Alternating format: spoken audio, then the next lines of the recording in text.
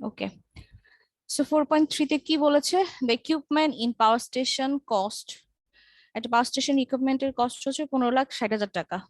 ঠিক আছে, সবকিছু মিলে একটা পাওয়ার প্ল্যান্টের কস্ট হচ্ছে এত টাকা। সেলভেজ ভ্যালু 60,000 টাকা at the end of the 25 years. 25 years পরে তার সেলভেজ ভ্যালু হচ্ছে 60,000 টাকা। Determine Okay. Determine the depreciated value of the equipment at the end of 20 years on the following method. বের করতে বলা হয়েছে যে 20 বছর পরে আমার ইকুইপমেন্ট গুলোর দাম কিরকম হবে। ঠিক আছে, 20 বছর পরে ইকুইপমেন্টের দাম কিরকম হবে। আবার বলছি যে একটা পাওয়ার স্টেশনের কি দেওয়া আছে, টোটাল কস্টটা দেওয়া আছে। পাওয়ার স্টেশনের কস্ট হচ্ছে এত টাকা, ইকুইপমেন্ট কেনার জন্য এত টাকা লেগেছে, এত টাকা দিয়ে ইকুইপমেন্ট কিনেছে, এবং যার সেলভেজ ভ্যালু আছে এখন 60,000 টাকা, সেটা 25 বছর পর, 25 বছর পর তার 60,000 টাকা আছে। বের করতে হবে যে 20 বছর পর ইকুইপমেন্টের দাম কত হয়েছিল, সেটা বের করতে হবে। এবং সেটা তিনটা মেথডের মাধ্যমে বের করতে হবে। একটা straight line method, diminishing value method, আর হচ্ছে সিঙ্কিং ফান্ড মেথড। এই তিনটা মেথডের মাধ্যমে বের করতে হবে যে 20 বছর পরে ইকুইপমেন্টের ভ্যালুটা কত হবে। ঠিক আছে, তাহলে এখানে কি কি দেওয়া আছে বলেন, কিসের ভ্যালু দেওয়া আছে? ই দেওয়া আছে আর এস দেওয়া আছে। পি হচ্ছে 15 লাখ এত টাকা, এস দেওয়া আছে 60,000 টাকা, আর এন 20 এই এনটা কিসের? 25 ইয়ার্স পরে কিন্তু এই এন, তার মানে এটা কিন্তু 25 ইয়ার্স। জি ম্যাম, এটা তো টোটাল ইয়ার্সটা তো হচ্ছে লাইফ টাইমটা বোঝানো হয়েছে না নাকি? বুঝে গেছেন, যদিও ভালো। তো এখন বের করতে হবে যে 20 বছর পরে ইকুইপমেন্টের ভ্যালু কত ছিল। ঠিক আছে, সো প্রথমে যদি আমরা স্ট্রেট লাইন মেথড দিয়ে যাই, স্ট্রেট লাইন মেথডের নিয়মটা কি ছিল বলেন তো? তো p minus s by n হ্যাঁ, এটা তো সূত্র, মানে এমনি মানে জেনারেলি যদি চিন্তা করেন খুব সহজ Total- বাংলায়। টোটাল ডেপ্রিসিয়েশন ডিভাইডেড বাই হলো লাইফ টাইম, ইউজফুল লাইফ। আবার সূত্রই বললো। মানে ওই তো যে ইনিশিয়াল কস্ট আছে এটার থেকে যদি আমি সেলভেজ ভ্যালুর এটা যদি বিয়োগ দেই, বিয়োগ দেন, তারপর এটা যদি আমি বছর দিয়ে ভাগ সূত্রই বলতেছে, সহজ করে বলেন, বাংলা ভাষায় বলেন। মানে ধর আপনার total ছোট যত- ভাইকে বুঝাবেন, বাংলা ভাষায় বললে বোঝানো হচ্ছে যে আমার যে টোটাল ডেপ্রিসিয়েশনটা হচ্ছে সেটাকে আমি ইকুয়াল ইয়ারে ভাগ করে দিব, প্রতি বছর জি ইকুয়ালি ma'am, ভাগ করে দিব, ব্যাপারটা এটা না? জি ম্যাম ওইটাই। ওইটাই। তাহলে আমরা স্টেট লাইন ভ্যালু দিয়ে বা স্টেট লাইন মেথড দিয়ে নরমালি কি বের করি? অ্যানুয়াল ডেপ্রিসিয়েশন, অ্যানুয়াল ডেপ্রিসিয়েশন, জি ম্যাম। মানে আমার এক বছরে কতটুকু টাকা আমাকে দিতে হবে, তাই না? আমরা তো এটাই বের করি। জি ম্যাম। এক বছরে আমার কতটুকু টাকা আমার পার ইউনিট কস্টে অ্যাড করতে হবে, অ্যানুয়াল ডেপ্রিসিয়েশন। ঠিক আছে, সো আমাকে বের করতে বলা হচ্ছে 20 বছর পরে আমার ইকুইপমেন্টের ভ্যালু কত হবে। সো আমরা যদি এখন অ্যানুয়াল ডেপ্রিসিয়েশনটা বের করতে পারি, আগে বলেন যে টোটাল ডেপ্রিসিয়েশন কত হবে? ম্যাম 15 লাখ হবে। 60,000 টা বাদ দিলে হইতো। 60,000 বাদ দিলে তার মানে পি মাইনাস এস, এটা হচ্ছে আমার টোটাল ডেপ্রিসিয়েশন, তাই না? জি ম্যাম। টোটাল ডেপ্রিসিয়েশন কত আসে বলেন, ক্যালকুলেটর নিয়ে বসেন। 15 লাখই তো আসবে। 15 লাখ দশক আসবে শতক হাজার অযুত লক্ষ, ঠিক লিখলাম, 15 লাখ টাকা আসে। এটা হচ্ছে আমার টোটাল ডেপ্রিসিয়েশন, রাইট? এখন আমি এই টোটাল ডেপ্রিসিয়েশনটাকে ইকুয়ালি ভাগ করে দিয়ে দিব স্ট্রেট লাইন মেথড অনুযায়ী, তাহলে আমার অ্যানুয়াল ডেপ্রিসিয়েশন কত আসবে? ম্যাম 60,000। 60,000 আসে ম্যাম। অ্যানুয়াল ডেপ্রিসিয়েশন 60,000 আসবে। কিভাবে বের করলাম আমরা? 25 দিয়ে ভাগ দিয়ে। ওই যে সূত্র দিয়ে ম্যাম, এর না 20 বছর আছে, এটা না কি বলছিলেন? বলতেছি দাঁড়ান। অ্যানুয়াল ডেপ্রিসিয়েশন, ঠিক আছে, তার মানে আমার P minus S divided by N কত আসলে বললেন? 60,000। জি ম্যাম। জি ম্যাম। টোটাল আসলো 60,000। কোথায় গেল 16? টোটাল আসলো 60,000। এটা হচ্ছে আমার প্রতি বছর এত টাকা দিতে হবে, তাই না? তো প্রতি বছর এত টাকা দিলে 25 বছর পরে আমি টাকাটা তুলতে পারবো, ব্যাপারটা তো সেরকমই। জি ম্যাম। আচ্ছা, এখন বলা আছে যে 20 বছর পরে আমার ইকুইপমেন্টের প্রাইস কত হবে, কিভাবে বের করতে পারি? এটা আমরা ম্যাম, যেটা বের এক করলাম বছরে সেটা হচ্ছে যদি- 25 বছর ক্যালকুলেশন করে। এখন 20 বছর পর আমার অ্যানুয়াল চার্জটা কত হবে, অ্যানুয়াল ডেপ্রিসিয়েশনটা কত হবে? ম্যাম এক বছরে যদি এত করে হয় তাহলে যেহেতু স্ট্রেট লাইন মেথড, তাহলে কি 20 দিয়ে মাল্টিপ্লাই করলে পাবো? 60,000 হলে 20 বছরের জন্য বের করা যাবে। 20 বছর, এক বছরের যদি আমি বের করতে যদি পারি, তাহলে 20 বছরের জন্য বের করতে পারবো না? জি ম্যাম। 20,000 হ্যাঁ হ্যাঁ, ম্যাম মাল্টিপ্লাই করে দিলে হবে না নাকি? মাল্টিপ্লাই করে দিলেই হয়ে যাবে, তাই তো? তাহলে আমরা যদি লিখি যে value after 20 year, value of equipment after 20 ইয়ার, 20 ইয়ার পরে আমার ইকুইপমেন্টের ভ্যালু কত হবে? সো 1 বছরে যদি আমার এতটুকু ডেপ্রিসিয়েশন হয়, তাহলে 20 বছরে আমার ডেপ্রিসিয়েশন কত হবে সেটা আগে আমরা ক্যালকুলেশন করে ম্যাম ফেলি। 12 লক্ষ টাকা হয়। ইনটু 20,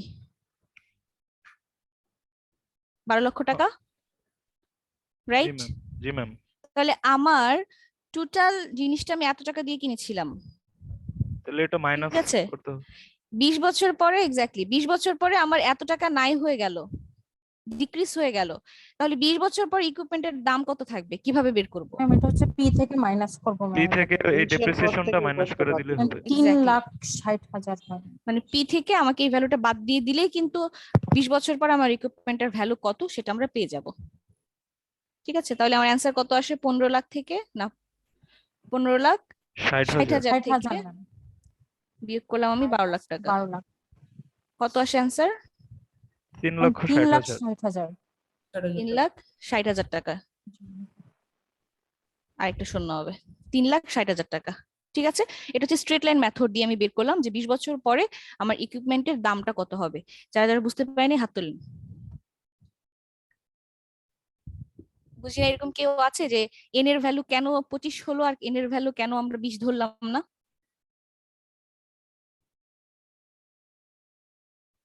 এটা নিয়ে কার কনফিউশন আছে? না থাকলে না বলেন যে নাই। না ম্যাম নাই।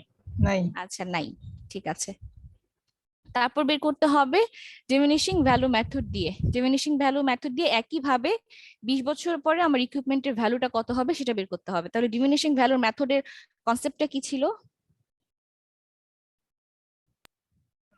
পার্সেন্টেজ ম্যাম একটা পার্সেন্টেজ আকারে হচ্ছে ভ্যালুটা কমতে থাকবে। কমতে থাকবে, জি ma'am।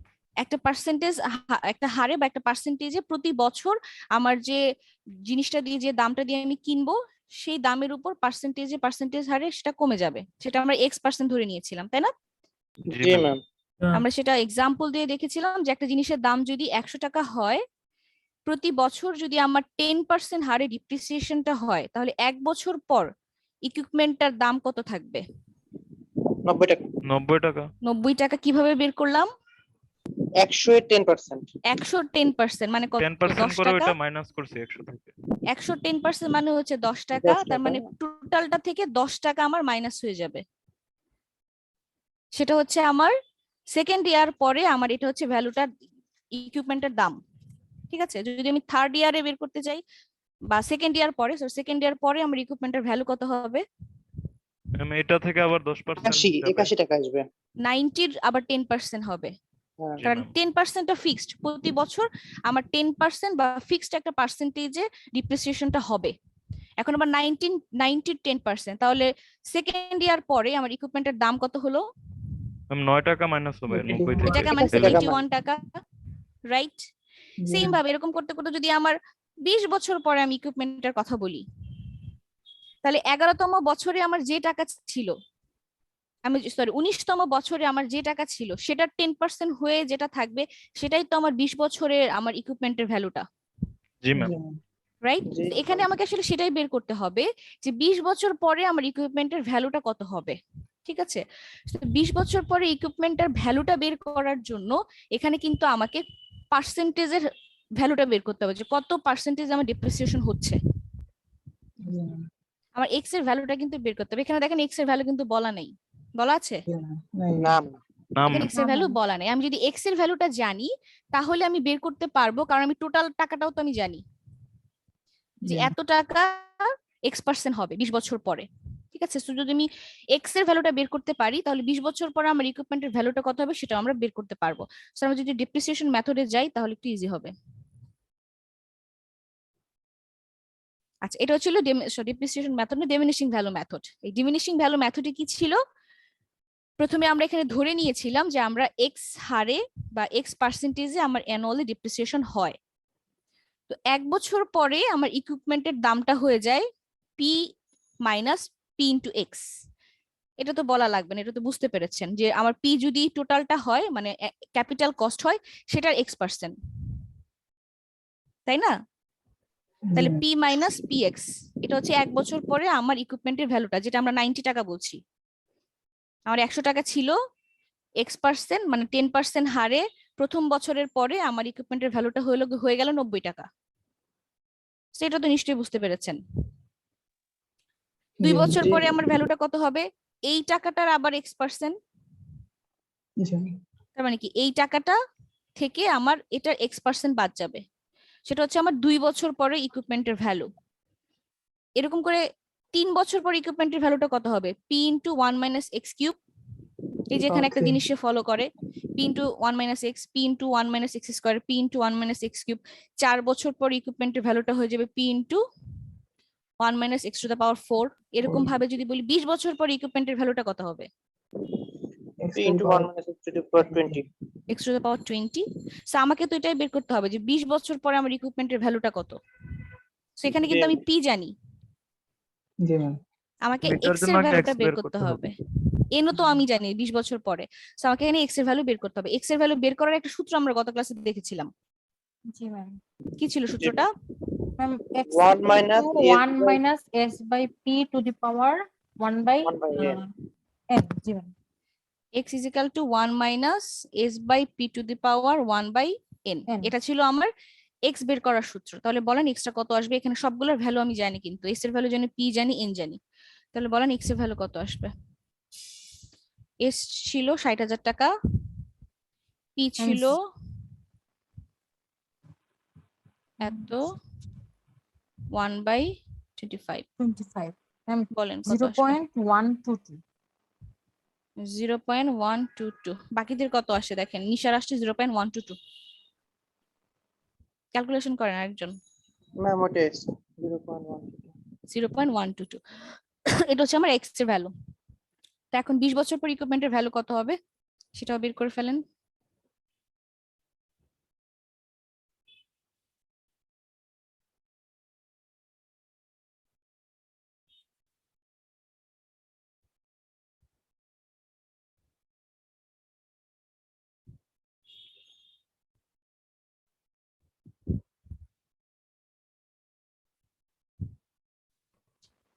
ম্যাম কত আসে বলেন? 1,15,615। 1,15,600। শূন্য আসে 15,615। মাঝখানে, একক দশক শতক হাজার। 15,000 1 হবে কাস্টমার 1 হ্যাঁ, 1,15,000। ঠিক আছে, 0.19 0.19 এত টাকা। আর এস লেখা আছে, টাকা লিখলেও সমস্যা নেই। 20 বছর পরে আমার ইকুইপমেন্টের ভ্যালু দাঁড়াবে এত, সেটা হচ্ছে ডিমিনিশিং ভ্যালু মেথড দিয়ে আমরা বের করলাম। ঠিক আছে, এখন আমাকে সিঙ্কিং ফান্ড মেথড দিয়ে বের করতে হবে। 15.19 না? কত? হ্যাঁ, হ্যাঁ, ইমন, ওইটাই। 1,15,615.19। হ্যাঁ, ইনটু ওইটাই।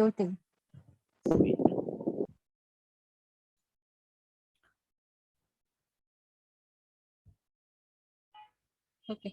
সিঙ্কিং ফান্ড মেথডটা কি ছিল কনসেপ্টটা? একটা ইন্টারেস্টের রেট দেওয়া থাকবে, সেই অনুযায়ী ফান্ড থাকবে একটা ফান্ড দিতে হবে, রাইট? সেই ফান্ডের উপর আমার একটা ইন্টারেস্ট রেট থাকবে। তো সেম ভাবে এখানে দেখেন সিঙ্কিং ফান্ড মেথডে একটা ইন্টারেস্ট রেট দেওয়া আছে, 5% হারে ইন্টারেস্ট দেওয়া হয় অ্যানুয়ালি। ঠিক আছে, সেই 5% কিসের ভ্যালু? আর এর আর এর ভ্যালু। আর এর ভ্যালু। আর এর ভ্যালু, তার মানে আর হচ্ছে আমার 0.05। এটা হচ্ছে আর এর ভ্যালু। সেম ভাবে এখানেও বের করতে হবে যে 20 বছর পরে আমার ইকুইপমেন্টের ভ্যালুটা কত হবে। ওকে, সেটা হচ্ছে আর এর ভ্যালু। আমরা যে সিঙ্কিং ফান্ড মেথডে যাই, এখানে ছিল যে total fund after n years, n years পরে আমার টোটাল ফান্ডটা কত হবে। সেখানে আমরা বের করেছিলাম একটা সূত্র যে n ইয়ার, এখানে n ইয়ার বলতে আমরা বুঝাচ্ছি 20 ইয়ার্স। 20 ইয়ার্স পরে আমার টোটাল ফান্ডটা কত হবে সেটা আমরা এখানে বের করেছিলাম। n ইয়ার্স পরে যে ফান্ডটা হবে সেটাই আমার কি ছিল? কস্ট অফ রিপ্লেসমেন্ট, তাই না? জি ম্যাম। সেটাই জি ছিল ম্যাম। আমার ডেপ্রিসিয়েশন। সো এই নেওয়ার পরে আমার ফান্ডটা কত হবে সেটা যদি আমি বের করতে পারি, ধরেন আমার 20 বছর পরে আমার ফান্ডটা হচ্ছে, টোটালটা ধরেন 100 টাকা, 20 বছর পরে আমার ফান্ডটা হলো 80 টাকা, ঠিক আছে? তাহলে আমার 20 বছর পর ইকুইপমেন্টের দামটা কত হবে? ম্যাম 80 টাকাই তো হওয়ার কথা। এখানে কিন্তু এইটা হচ্ছে ডেপ্রিসিয়েশন, আমরা কিন্তু পড়েছিলাম কস্ট অফ রিপ্লেসমেন্ট মানে হচ্ছে যে ডেপ্রিসিয়েশনটা সেটা। আবার বলছি, ভুলে গেছেন মনে হয়। 100 টাকা দিয়ে জিনিসটা কিনলাম, 5 বছর ইউজ করলাম, ইউজ করার পরে জিনিসটার দাম হয়ে গেল 20 টাকা, তাহলে ডেপ্রিসিয়েশন কত? 80 টাকা। 80 টাকা। আচ্ছা 80 তাহলে টাকা, দামটার জন্য ম্যাম হচ্ছে ওই যে মাইনাস করতে হবে ডেপ্রিসিয়েশনটা। এক্স্যাক্টলি। এটা হচ্ছে 80 টাকা, যেটা ধরেছেন ঠিকই আছে, এটা হচ্ছে 80 টাকা। তো এই 80 টাকা যদি আমার কাছে থাকে, তাহলেই তো আমি আরেকটা নতুন জিনিস কিনতে পারবো 20 বছর পরে, তাই না? জি তাহলে এই 80 কে আমরা কস্ট অফ রিপ্লেসমেন্ট বলছিলাম না? জি ম্যাম। জি ম্যাম। যে 5 বছর পরে যদি 80 টাকা আমার কাছে থাকে, তাহলে আমি এই পুরনটা বাদ দিয়ে নতুন একটা জিনিস কিনতে পারবো, যেটা আমার কস্ট অফ রিপ্লেসমেন্ট ছিল। সেই কস্ট অফ রিপ্লেসমেন্টই হচ্ছে যে 20 বছর পরে আমার টোটাল ফান্ডটা কত হবে। তাহলে আমার কোশ্চেনটা ছিল যে আমার জিনিসটা আমার 100 টাকা দিয়ে কিনলাম, 20 বছর পরে আমার টোটাল ফান্ড হলো 80 টাকা, তাহলে আমার জিনিসটার দাম কত 20 বছর 20 পরে? টাকা 20 20 টাকা। টাকা কিভাবে বের করলেন? ম্যাম এই যে টোটাল কস্টটা থেকে এই যে আমার টোটাল যে ফান্ড আছে রিপ্লেসমেন্ট করে এটা হচ্ছে আমি মাইনাস করে দিব। এক্স্যাক্টলি, আমার টোটাল যে টাকাটা ছিল সেখান থেকে আমার যে 20 বছরে যে ফান্ডটা জমলো সেটা আমি মাইনাস করে দিয়ে যেটা পেলাম সেটাই হচ্ছে 20 বছর পরে আমার ইকুইপমেন্টের দামটা এত থাকবে, ঠিক আছে? সো এই 20 বছরের টোটাল ফান্ডটা বের করার জন্য এখানে কি বের করতে হবে বলেন? কি কি জিনিস আমি জানি, কোন জিনিসটা আমি জানি ম্যাম না? কিউটা বের করতে হবে। ম্যাম আগে আর কিউটা বের বাকি করতে তো হবে। আর সব জানি আমরা বাকিগুলো। আমি কিন্তু কিউ এর ভ্যালুটা জানি না, আমার টোটাল ফান্ড কত জমা দিতে হবে সেটা, সরি, সিঙ্কিং ফান্ডটা কত সেটা আমি জানি না। সো আমাকে কিউ এর ভ্যালুটা বের করতে হবে। গত ক্লাসে কিউ এর ভ্যালু বের করার একটা সূত্র শিখেছিলাম, মনে আছে কিনা? Q is equal to P minus S P into minus S R divided by 1 plus R to the R power to the N power n minus 1. Minus 1। সেটা ছিল আমার কিউ বের করার সূত্র। এখানে কিন্তু আমি সবই জানি, ঠিক আছে? এখানে কিন্তু আমি সবই জানি। এখানে বলেন তো এন এর ভ্যালু কত হবে? ম্যাম 25 হবে। 25 হবে। ম্যাম এন এর 25 ভ্যালু না হবে ম্যাম, মানে 25 25, বছর ইউজ 25 হবে। 25 হবে আমার, কিন্তু এখানে বলা আছে ইউজিং লাইফ কিন্তু 25। সো 25 25 ক্যালকুলেশন করে আমার কতটুকু টাকা জমা রাখতে হবে সেটা ক্যালকুলেশন করতে হবে আগে, দেন 20 বছর পরে আমার টাকাটা কত হবে, ঠিক আছে? আবারও বলছি, 25 ক্যালকুলেশন করে যে 25 বছর পরে ডিপ্রিসিয়েশন হওয়ার পরে আমার 25 বছর পরে আমার কি বলে ইকুইপমেন্টটা ডিপ্রিসিয়েশন এত টাকা হলো। সো 25 বছর পরে এত টাকা পাওয়ার জন্য আমার কত টাকার ফিক্সড করে রাখতে হবে, কত টাকা আমাকে সিঙ্কিং ফান্ড করে রাখতে হবে, সেটা আমি প্রথমে ক্যালকুলেশন করলাম। দেন আমি ক্যালকুলেশন করব যে 20 বছর পরে আমার ফান্ডটা কত হচ্ছে। সো 20 বছর পরে আমার যে ফান্ডটা হবে সেখান থেকে আমি টোটাল ফান্ড থেকে বাদ, টোটাল যে ক্যাপিটাল কস্ট সেখান থেকে বাদ দিলেই আমি 20 বছর পর ইকুইপমেন্টের দাম পাবো।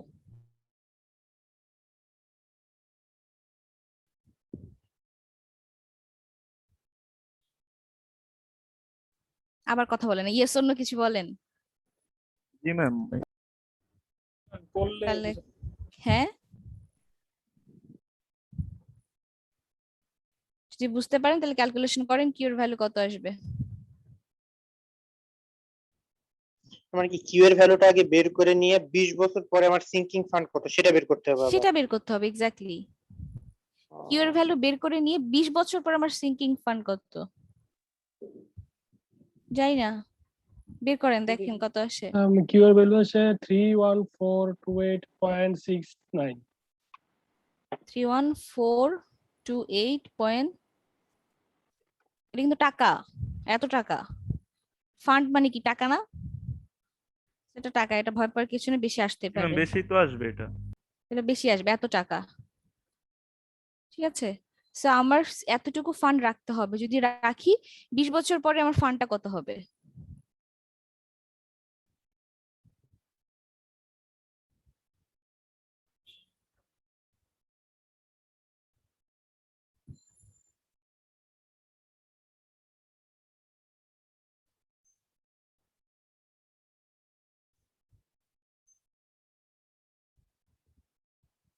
এটা নিয়ে কি এখনো কারো কনফিউশন আছে যে 25 আর 20? যদি কোশ্চেনে বলা থাকতো, হ্যাঁ এখন 20, কোশ্চেনে যদি বলা থাকতো যে 25 বছর পরে আমার টোটাল ফান্ডটা কত হবে, তাহলে এখানে এন এর ভ্যালু 25 থাকতো। কোশ্চেনে যেহেতু বলা আছে যে 20 বছর পরে ফান্ডটা কত, এখানে দেখেন এটা হচ্ছে 2 বছর পরে এত টাকা জমা হবে, 3 বছর পরে এত টাকা জমা হবে, এরকম করে 19তম বছরে এসে এত টাকা জমা হবে, এরকম করে 20 বছরে আমার এত টাকা জমা হবে। ঠিক আছে, সেরকম করে যদি আমরা এন কে যদি আমার বলা হইতো কোশ্চেনে যে 25 বছর পরে কত টাকা জমা হবে, তাহলে আমরা এখানে এন এর ভ্যালু 25 দিয়ে ক্যালকুলেশন করে ফেলতে পারতাম। যেহেতু আমাকে বলা আছে যে 20 বছর পর কত টাকা জমা হবে, সেহেতু আমরা এখানে এন এর ভ্যালু 20 ধরেছি, যে 20 বছর পরে আমার টোটাল ফান্ডটা কত হবে। ঠিক আছে, কিন্তু যখন আমরা কিউটা বের করব, তখন আমাকে অবশ্যই আমার যে ইউজফুল লাইফ 25 ইয়ার্স, সেটা ধরে আমাকে দেখতে হবে যে 25 বছর ইউজ করার পরে আমার যে টাকাটা লাগবে, সেই টাকাটা তোলার জন্য আমার কত টাকা আসলে ফিক্সড করে রাখতে হবে, ফান্ড সিঙ্কিং ফান্ড করে রাখতে হবে, কত টাকা, সেটা আমাকে আগে ক্যালকুলেশন করতে হবে যে 25 বছর পর এই টাকাটা তোলার জন্য আমার কত টাকা ফিক্সড করে রাখতে হবে। ঠিক আছে, সো আমি এটা ক্যালকুলেশন করলাম যে 25 বছর পরে আমার এত টাকা পাওয়ার জন্য এত টাকা ফিক্স করে রাখতে হবে। আমি দেখলাম এত টাকা ফিক্স করে রাখার পরে দেখলাম যে প্রথম বছরে আমি 100 টাকা পেলাম, দ্বিতীয় বছরে আমি 110 টাকা পেলাম, তৃতীয় বছরে আমার 130 টাকা জমলো, এরকম করে বলা আছে যে 20 বছর পরে আপনার কত টাকা জমলো। ঠিক আছে, আমার কথাটা কি বুঝতে পেরেছেন এখন? হ্যাঁ, কি অবস্থা? জি ম্যাম, টোটাল কস্ট বেশি আসতেছে? বেশি তো আসবে না।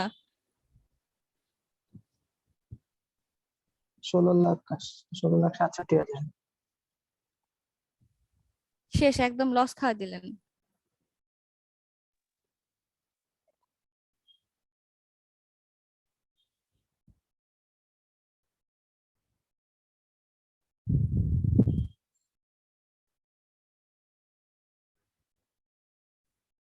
দেখি কত আসছে, দাঁড়ান। কিউ এর ভ্যালুটা যেন কত ছিল? কিউ এর ভ্যালু ছিল 314.69। 28.669। এটা হচ্ছে কিউ এর ভ্যালু। সো কিউ এর ভ্যালু এটা বসান।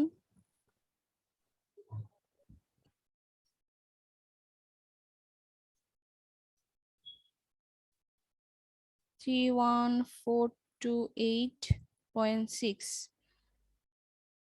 এটা কত আসছে? টোটাল ফান্ডটা কত আসছে? 16,68,000। আচ্ছা, আর এর ভ্যালু কত ধরছেন?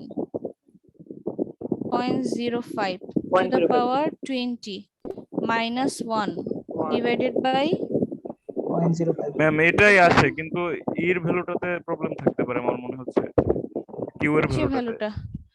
আচ্ছা, আমি একবার করে দেখি আমার ক্যালকুলেটর দিয়ে কত আসে। ওয়েট করেন একটু। 1 plus 0.05 to the power 20। 20 নিচে কিন্তু -1, হ্যাঁ, -1, তারপর হচ্ছে 0.05 এটা আছে 10,39,219.61 ইন্টু, আপনারটা অনেক ঠিক আসছে, হ্যাঁ, এক, দুই, ওখানে তিন, দিয়ে ছিল, চার, পাঁচ, সমস্যা ছয়, নেই। সাত। 1428.6। ঠিকই তো আসে, 1 2 3 ম্যাম 4 5 উল্টা করে ফেলেছিলাম। 10,000। হ্যাঁ হ্যাঁ হ্যাঁ, ওই যে পুরোটা সবকটা একবারে গুণ দিছি, দিয়ে -1 এই জন্য করছিলাম। আসেনি, পুরোটা একসাথে গুণ করে -1 করছেন। জি ম্যাম, ওইটাই ভুলে গেছি। এখন আসছে 10,39,362 বা এরকম অ্যারাউন্ড। হ্যাঁ হ্যাঁ, এটাই আসছে।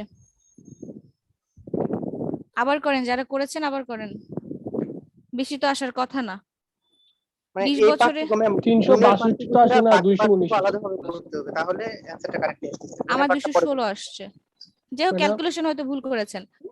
ম্যাডাম 10,39,219.621 এরকম আছে বলেন কত আসছে? 10,39,219.621। ম্যাডাম 39,219.621 এত টাকা, এটাই আসা উচিত। দেখেন তো সবার এটা আসছে কিনা।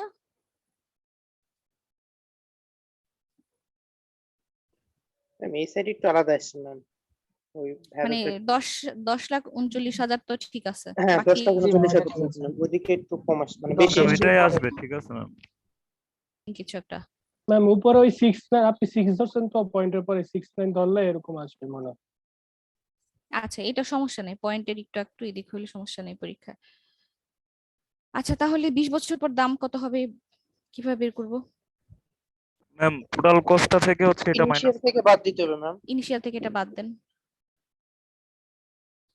সো আমার ইনিশিয়াল ছিল পি। 5,20,780.38 অনেক টাকা পয়সার ব্যাপার।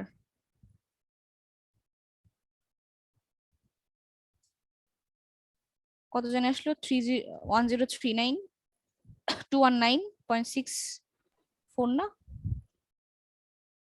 621 621। তাহলে কত আসে 20 বছর পরে?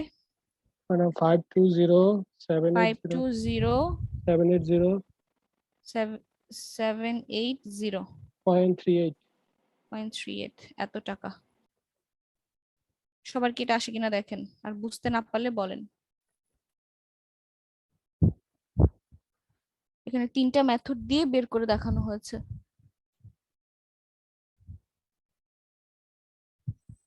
আচ্ছা ম্যাম, ফার্স্টে তো আমরা কিউ বার করলাম, এটা তো আমরা বলতেছি যে কি জানি সিঙ্কিং ফান্ড, হ্যাঁ, তারপরে 20 বছরের জন্য আবার সূত্রটা আলাদা কেন ম্যাম? এটা প্রতি বছর কতটুকু জমা হয় সেটা আলাদা আলাদা করে দেখানো হয়েছে। সেম সূত্র তো, জাস্ট হচ্ছে কিউ এই পাশে নিচে, আবার এই পাশে নিচে, ডান পাশে নিচে, বাম পাশে নিচে।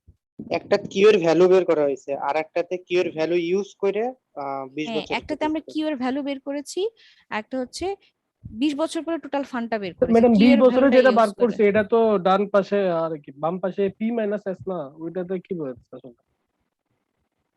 ই মাইনাস এস হচ্ছে যে আমার কস্ট অফ রিপ্লেসমেন্ট। আচ্ছা ভুলে গেছিলাম, আচ্ছা ঠিক আছে।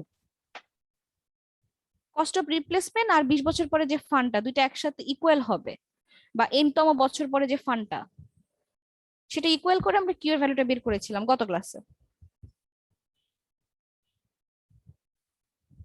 এটা বুঝতে পেরেছি?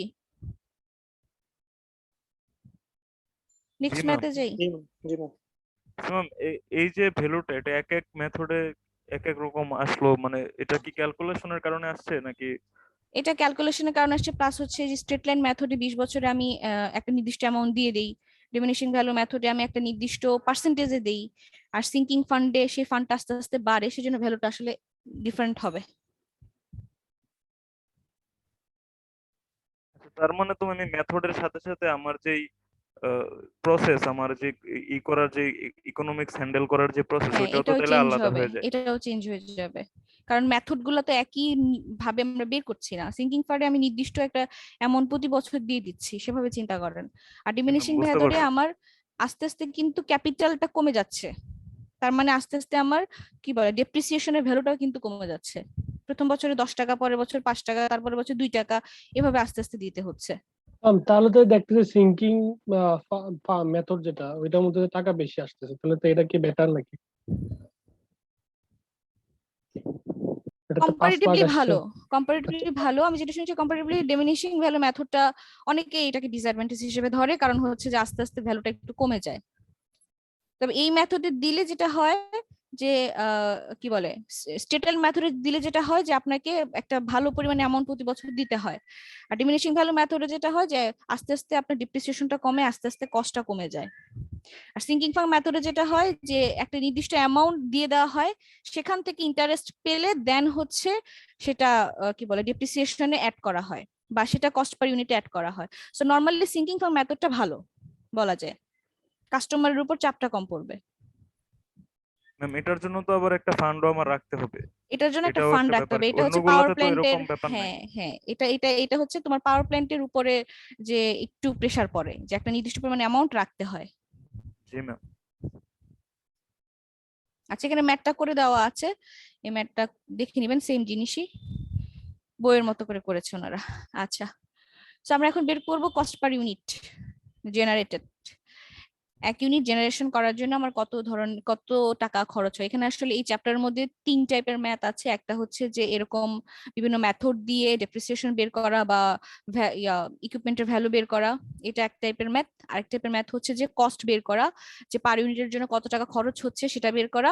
আরেক টাইপের মেথড হচ্ছে যে আমি যে টোটাল কস্টটা সেটা কি বলে 2 পার্ট ফর্ম অথবা 3 পার্ট ফর্মে এক্সপ্রেস করা। 3 ধরনের ম্যাথ আছে, মানে যতগুলো ম্যাথ আছে এই 3 ধরনের ম্যাথই। ঠিক আছে, সেই ম্যাথটা একটু দেখি। এখানে বলা আছে generating station has the maximum demand এত কিলোওয়াট। একটা পাওয়ার স্টেশনের ম্যাক্সিমাম ডিমান্ড দেওয়া আছে।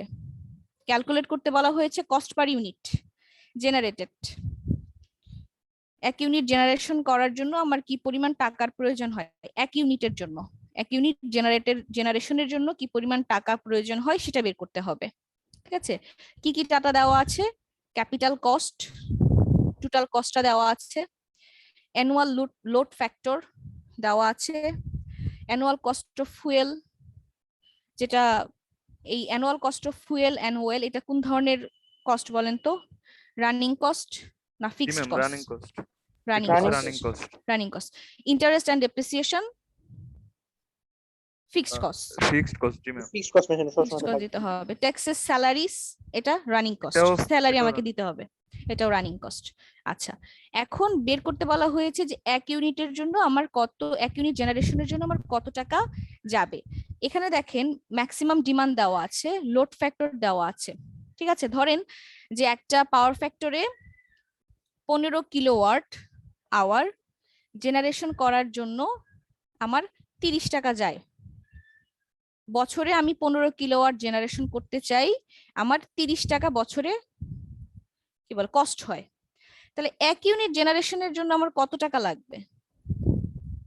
15 দুইটা। ইউনিট জেনারেশনের জন্য আমার 30 টাকা যায়, তাহলে এক ইউনিট জেনারেশনের জন্য কত টাকা লাগবে? ম্যাম 2 টাকা কিভাবে বের করলেন? 30 ওই কে ভাগ দিছি 15 দিয়ে। তিনটা 30 বাই 15 15, রাইট? তাহলে এই ম্যাথটা ঠিক সেভাবে চিন্তা করেন যে আমি যদি বের করতে পারি যে অ্যানুয়ালি আমার কত জেনারেট হচ্ছে এবং এতটুকু জেনারেট করার জন্য অ্যানুয়ালি আমার কত কস্ট হচ্ছে, সেটা যদি আমি বের করতে পারি তাহলে এক ইউনিটের জন্য আমার কত টাকা খরচ যাচ্ছে সেটা আমি বের করতে পারবো না? জি ম্যাম। যদি আমি এভাবে চিন্তা করি যে আমার পার ইয়ারে আমি 100 কিলোওয়াট জেনারেট করতে পারি, কিলোওয়াট আওয়ার জেনারেট করতে পারি, সেই 100 কিলোওয়াট আওয়ার জেনারেশনের জন্য আমার পার ইয়ার 200 টাকা খরচ হয়। তাহলে 1 কিলোওয়াট জেনারেশনের জন্য আমার কত টাকা খরচ হয়? আমাকে তো সেটাই বের করতে বলা হয়েছে যে 1 কিলোওয়াটের জন্য আমার কত টাকা খরচ হয়, তাই না? জি ম্যাম। আচ্ছা, তাহলে দেখি কি কি দেওয়া আছে সেটা আমরা দেখলাম। এখন এই ভ্যালুগুলা থেকে, গিভেন ভ্যালুগুলা থেকে আমি কোনোভাবে ইউনিট জেনারেটেড পার ইয়ার বের করতে পারি কিনা। ইউনিট জেনারেটেড যদি আমি বের করতে চাই,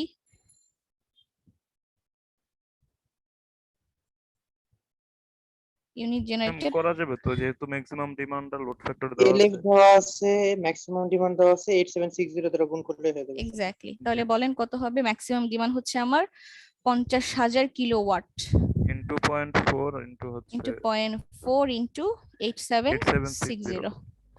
কত আসে?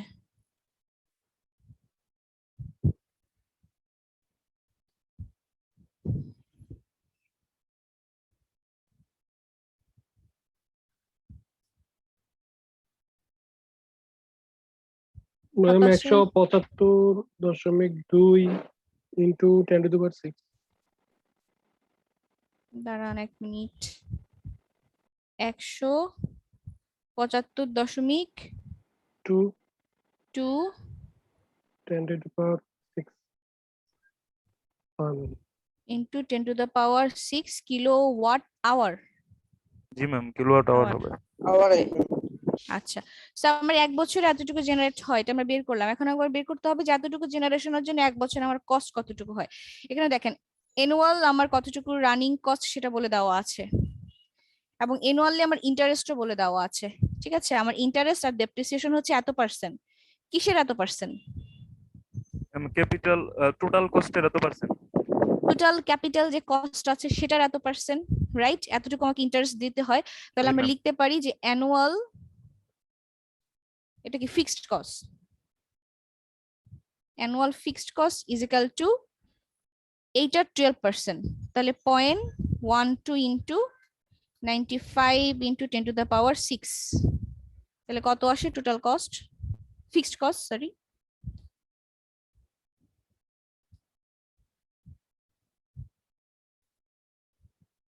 আমি 11.4 10 to the power 6 11.4 into 10 to the power 6, এটা হচ্ছে আমার ফিক্সড কস্ট। এখন আমাকে আরো একটা কস্ট আছে, সেটা হচ্ছে রানিং কস্ট। তাহলে আমরা লিখি অ্যানুয়াল রানিং কস্ট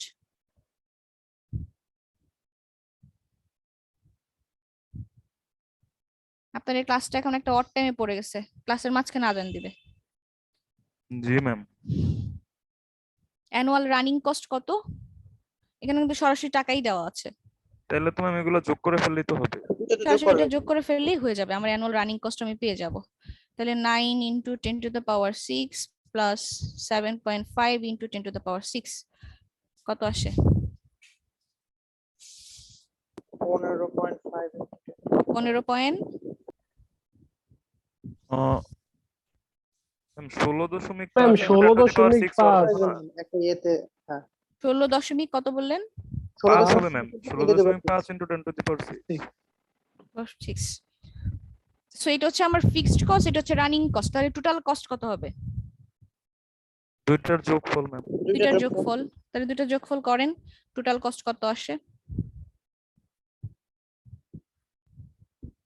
আমি 16.5 আর 11.4 যোগ করলে 27.9।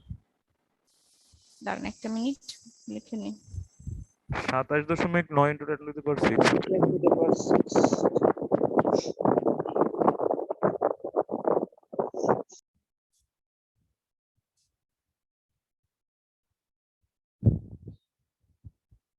তাহলে আমার টোটাল কস্ট আসে 27.9 9। Into 10 to the power 6, G ma'am, এত টাকা। এত টাকা, আরএস লিখে দিলাম। আচ্ছা, সো এটা হচ্ছে আমার পার ইয়ারে এতটুকু জেনারেট করি এবং পার ইয়ারে আমার কস্ট হয় এতটুকু। তাহলে আমরা 1 কিলোওয়াট আওয়ার জেনারেশনের জন্য কত টাকা খরচ হয় সেটা বের করতে পারবো না? জি ম্যাম, এটাকে ইউনিট দিয়ে ভাগ এটাকে করে হচ্ছে ইউনিট দ্বারা ভাগ দিয়ে দিলে হবে। এরপর ফেলেন কত হয়, 0.16 কত কত 0.16 0.16, এত আরএস অথবা 16 পয়সা। ঠিক আছে, জি ম্যাম। সো এটাই হচ্ছে অ্যান্সার। আকাশ একটু আনমিউট করো আকাশ। বুঝতে পারলাম? ম্যাম, আচ্ছা, এটা যদি বুঝতে পারি পরের ম্যাথটা বলেন, নিজেরাই বুঝতে পারবেন।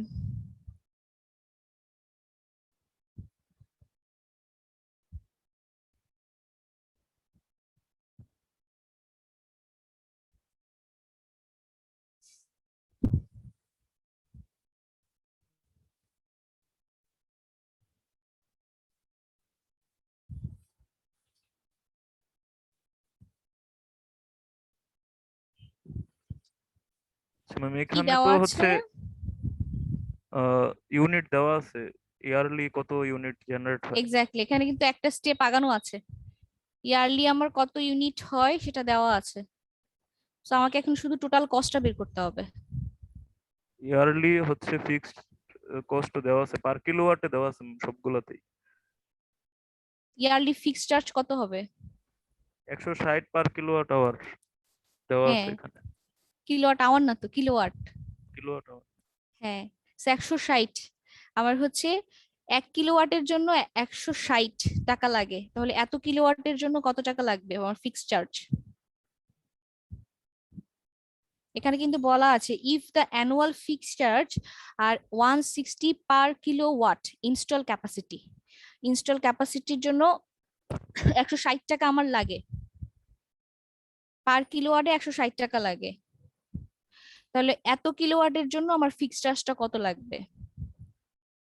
1 কিলোওয়াটের জন্য আমার ফিক্সড চার্জ হচ্ছে 160 টাকা।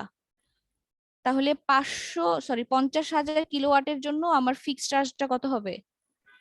গুণ দিতে হবে মাল্টিপ্লাই করা 160 লাগবে দিয়ে। 50,000 মাল্টিপ্লাই করতে হবে, তাহলে আমি কি পাবো? তাহলে ফিক্সড কস্টটা পেয়ে যাবো ম্যাম। ফিক্সড কস্টটা পেয়ে যাব। রানিং চার্জের ক্ষেত্রে কি? 1 কিলোওয়াট আওয়ারের জন্য 4 পয়সা। তাহলে এই যে ইউনিট জেনারেটেড যত আছে ওইটাকে হচ্ছে 4 পয়সা এত দিয়ে ইউনিটের জন্য কত পয়সা লাগবে? কত পয়সা আমার চার্জ লাগে? 1 কিলোওয়াট আওয়ারের জন্য লাগে হচ্ছে 4 পয়সা। তো 4 পয়সা মানে আমরা বলতে পারি 0.04 টাকা, তাই না? জি ম্যাম।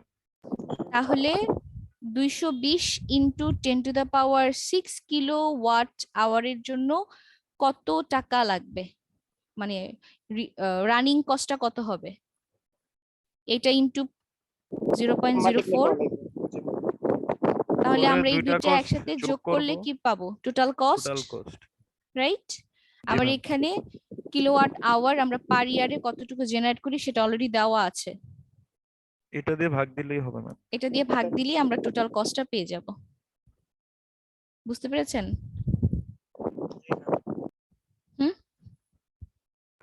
জি ম্যাম।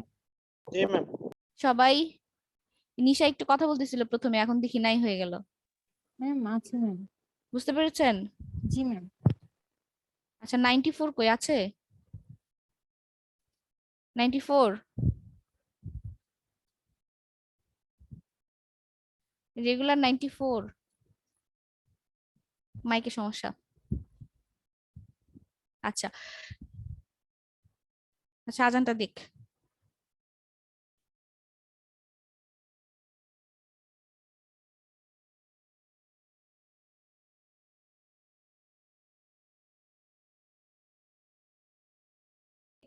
সামনে ক্যালকুলেটর থাকে, এটা করে ফেলেন কত আসে। আজানটা শেষ হোক, তারপর আমরা আবার শুরু করব।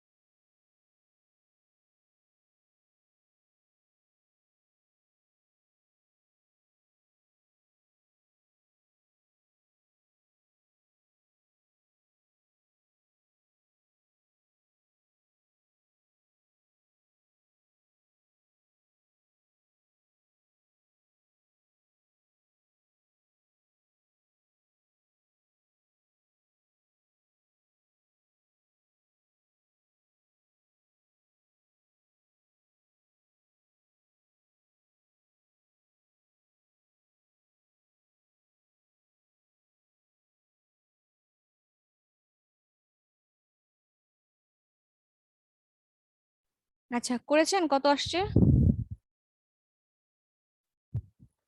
করতেছি ম্যাম। করতেছেন।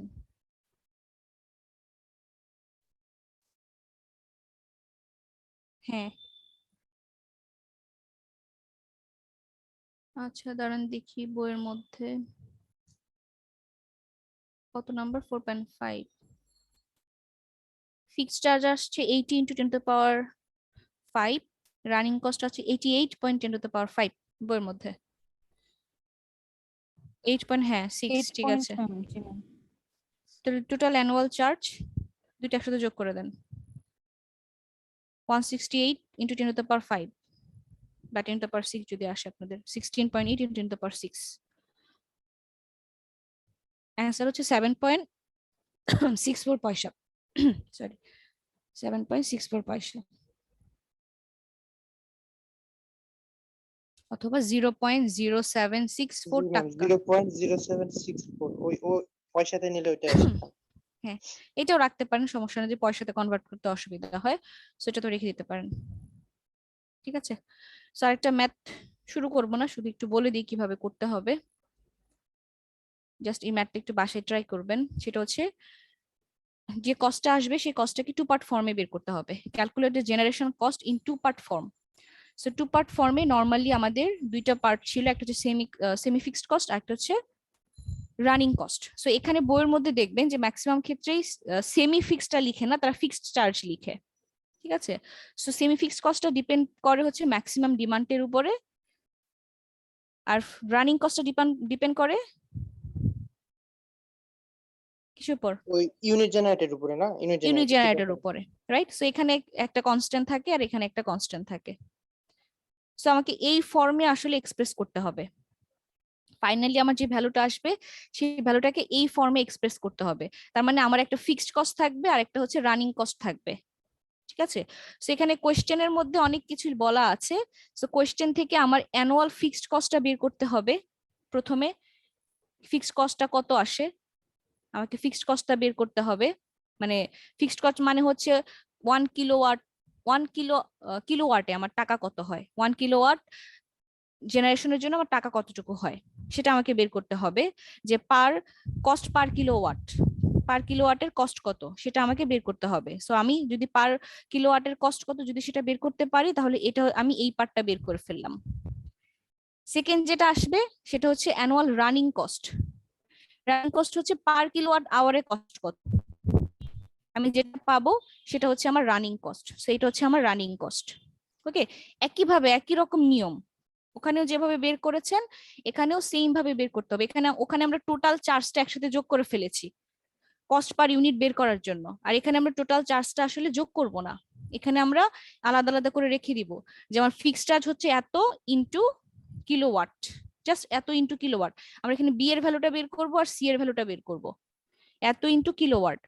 যখন আমরা রানিং কস্ট বের করব তখন এই যে দেখেন এত ইনটু কিলোওয়াট আওয়ার, শুধু আমরা কত টাকা আমার লেগেছে সেই টাকাটা বের করতে হবে।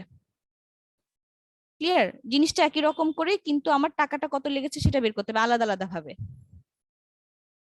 1 কিলোওয়াট আওয়ারের জন্য কতটুকু টাকা লেগেছে আর 1 কিলোওয়াটের জন্য আমার কতটুকু টাকা খরচ হয়েছে আমরা সেটা বের করব। সো এখানে কোনটা ফিক্সড কস্ট কোনটা রানিং কস্ট সেটা আপনাকে বুঝতে হবে। এখানে দেখেন লেখা আছে যে এখানে অ্যানুয়াল ডেপ্রিসিয়েশন চার্জ, সেখানে ডেপ্রিসিয়েশনটা হচ্ছে আমার ফিক্সড কস্ট। এখানে দেখেন ফিক্সড কস্টের মধ্যে আসছে ডেপ্রিসিয়েশন এত পার্সেন্ট, তার মানে টোটাল ক্যাপিটাল কস্টের এত পার্সেন্ট হচ্ছে আমার ফিক্সড কস্ট। প্রথমে তারা এটা বের করলো, তারপর এখানে দেখেন বলা আছে এই যে annual cost of salary maintenance charge হচ্ছে এত টাকা, আমার অ্যানুয়ালি স্যালারি আর মেইনটেনেন্স চার্জ হচ্ছে এত টাকা। এটা কোন ধরনের cost? Running cost. Running Running cost. cost, ঠিক আছে, এরপর একটা লাইন লেখা আছে if 20% of this expense is also chargeable as fixed charge।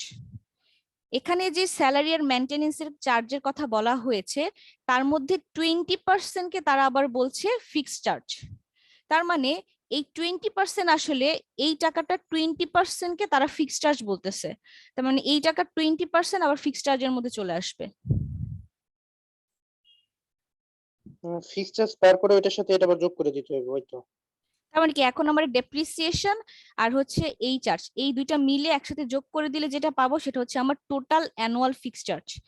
এটা আর এটা একসাথে যোগ করে দিয়েছে, এটা আর এটা, তাহলে আমি এখানে পেয়েছি টোটাল অ্যানুয়াল ফিক্সড চার্জ। ঠিক আছে, জি ম্যাম। জি ম্যাম। ওকে, সো আমি ফিক্সড চার্জ বের করতে পারলাম, সেটাকে আমি এই কিলোওয়াট আওয়ারে যে ম্যাক্সিমাম ডিমান্ড কত, এখানে দেখেন পাওয়ার স্টেশনের ম্যাক্সিমাম ডিমান্ড, সেটা দিয়ে আমি যদি টাকাটাকে ভাগ করে দেই তাহলে আমি কি বলে 1 কিলোওয়াট জেনারেশনের জন্য কত টাকা লাগছে সেটা আমরা বের করতে পারবো। সেম ভাবে যখন আমরা রানিং কস্ট বের করতে যাব। রানিং কস্ট কি ছিল? Salary maintenance. সো আমার এখানে 20% অলরেডি, এই টাকা 20% অলরেডি তারা বলে দিয়েছে ফিক্সড চার্জের জন্য। তাহলে বাকি থাকে আর কত টাকা? ম্যাম 80%। ওইটা থেকে মানে 80%। ঠিক আছে, তার মানে এই টাকার 80%টা হচ্ছে আমার রানিং কস্ট। তারা সেটাই করেছে, এই টাকার 80% কে তারা রানিং কস্ট করেছে। ক্লিয়ার? ম্যাম এই টোটাল টাকা থেকে মানে 20%টা বাদ দিলে তো মানে 20% করে যে ভ্যালুটা পেয়েছিলাম হ্যাঁ হ্যাঁ, ওটা বাদ দিলে হয়ে যায়, একই কথা, এই ভ্যালুই আসবে। টোটাল টাকাটা 20% বাদ দিয়ে যে টাকাটা থাকবে সেটা এটার সাথে মাইনাস করে দিলে এটাই থাকবে। জি ম্যাম বুঝতে পারছি। ঠিক আছে, সো এটা হচ্ছে আমার রানিং কস্ট। এছাড়া কিন্তু আর রানিং কস্ট এখানে দেওয়া নেই। আমি কোশ্চেনটা পুরোটা পড়ি নেই, তবে আপনারা পড়লে দেখবেন এছাড়া আর কোনো রানিং কস্ট নাই, এখানে ম্যাম একটা রানিং কস্ট। এখানে আমরা কি ফিক্স কস্টটা হচ্ছে কিলোওয়াটের বেসিসে বের করলাম, আর হচ্ছে রানিং কস্টটা হচ্ছে কিলোওয়াট আওয়ারের। হ্যাঁ, এটা আমরা গত ক্লাসে পড়ে আসছিলাম যে 2 পার্ট ফর্ম আর 3 পার্ট ফর্মে। ওখানে ফিক্সড কস্টটা হচ্ছে একটা কনস্ট্যান্ট ভ্যালু, সেমি ফিক্সড কস্টটা ডিপেন্ড করে ম্যাক্সিমাম ডিমান্ডের উপর। ম্যাক্সিমাম ডিমান্ড হচ্ছে কিলোওয়াট, আর রানিং কস্টটা ডিপেন্ড করে কিলোওয়াট আওয়ারের উপর। আচ্ছা জি ম্যাম বুঝতে পারছি। ঠিক আছে, তো সেম ভাবে আমরা যখন রানিং কস্ট বের করব তখন আমার কিলোওয়াট আওয়ারে বের করতে হবে আমি কিলোওয়াট কতটুকু আওয়ারটা জেনারেট কি ম্যাম করছি। আমি হচ্ছে এই যে অ্যানুয়াল লোড ফ্যাক্টর আর হচ্ছে ওটা দিয়ে মাল্টিপ্লাই করে হুম হুম হুম, তারপর বের করব। আচ্ছা সেখান থেকে আপনি পেয়ে যাবেন এই যে annual load factor, maximum demand, সাথে হচ্ছে বছর 8760, এটা ইনটু করলে আপনি টোটাল অ্যানুয়ালটা পেয়ে যাবেন। তারা প্রথমে এটা বের করে নিয়েছে, ইউনিট জেনারেটেড পার অ্যানাম। ঠিক আছে, এটা প্রথমে ম্যাম তারা বুঝতে বের করে পারছি। নিয়েছে। ঠিক আছে, সো এই ম্যাথটা একটু বাসায় করবেন। হ্যাঁ, একইভাবে নিয়ম এখানে আগের ম্যাথগুলোতে আমরা টোটাল কস্ট একসাথে যোগ করেছি, এখানে আমরা এটা আলাদা আলাদা দুইটা ফর্মে রেখে দিয়েছি। ক্লিয়ার? ম্যাম এটা আনসারটা কি এরকম দুইটা ফর্মে থাকবে না? হ্যাঁ, দুটো ফর্মে এটি বলে দিয়েছে, 2 পার্ট ফর্মে। Calculate the generation cost in 2 part form, এই যে অ্যানসারটা এটা এই যে এরকম থাকবে। জি ম্যাম। কোশ্চেনে বলা থাকবে যে 2 পার্ট ফর্মে বের করেন, তখন এভাবে 2 পার্ট ফর্মে বের করতে হবে, একটা কিলোওয়াট একটা কিলোওয়াট আওয়ারে। ক্লিয়ার? এর পরের যে ম্যাথগুলো এরকমই কয়েকটা ম্যাথ আছে, একটু চেষ্টা করবেন বাসায় করার জন্য। ঠিক আছে, ম্যাথগুলো কিন্তু ম্যাম কঠিন না,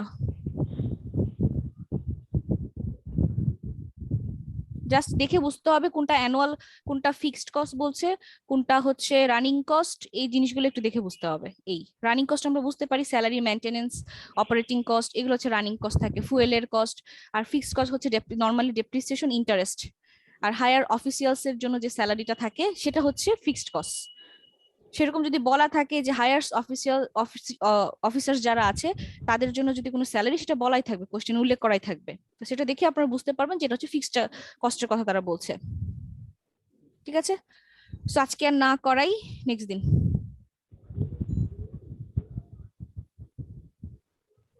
ওকে, তাহলে আজকে এই পর্যন্তই। অনেকে নামাজ পড়বেন, অলরেডি সময় চলে যাচ্ছে। ঠিক আছে।